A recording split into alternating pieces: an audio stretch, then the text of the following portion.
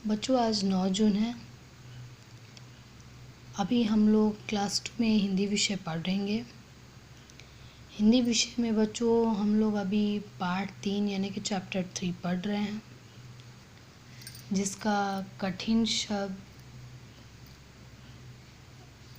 शब्दार्थ और साथ में प्रश्न संख्या 1, प्रश्न संख्या 2 और प्रश्न संख्या 3 तक हम लोग फेयर कर चुके हैं।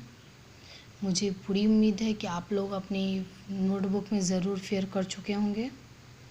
आज मैं आप लोग को बच्चों प्रश्न संख्या 4 लिखवा रही हूँ, जिसमें से क, ख और ग 3 प्रश्न उत्तर हैं।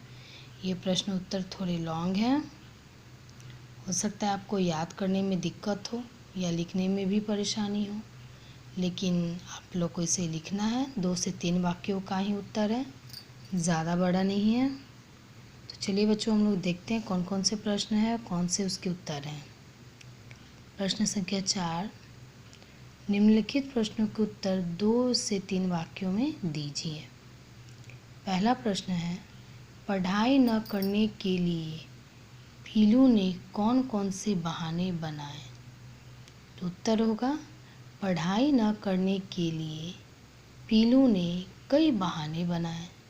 उसने नींद का बहाना बनाया, नींद में ही सभी काम पूरे करने का बहाना बनाया। ये क का उत्तर था।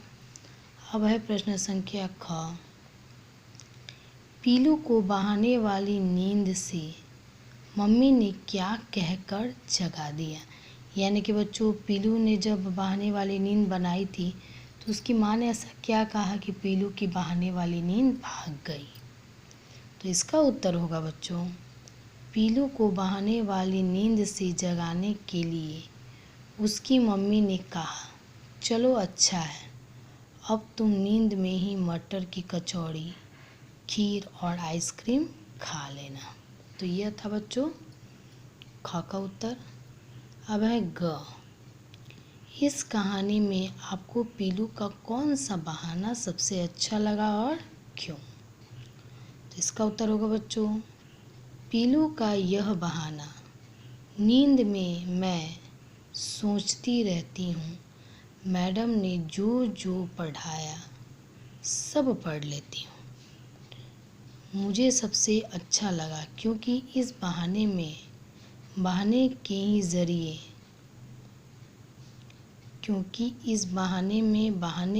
ज़रिए वो कम से कम पढ़ाई के लिए सोचती तो है।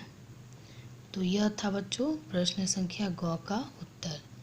इसे आप लोग हमेशा की तरह PDF की मदद से डेट के साथ लिखेंगे। पार्ट 3 प्रश्न संख्या 4 और तीनों प्रश्नों के उत्तर साफ और सुंदर राइटिंग में अपनी हिंदी फेयर नोटबुक में नोट कर लेंगे और साथ में इसे याद भी करेंगे। यही आपका वर्क रहेगा। ओके।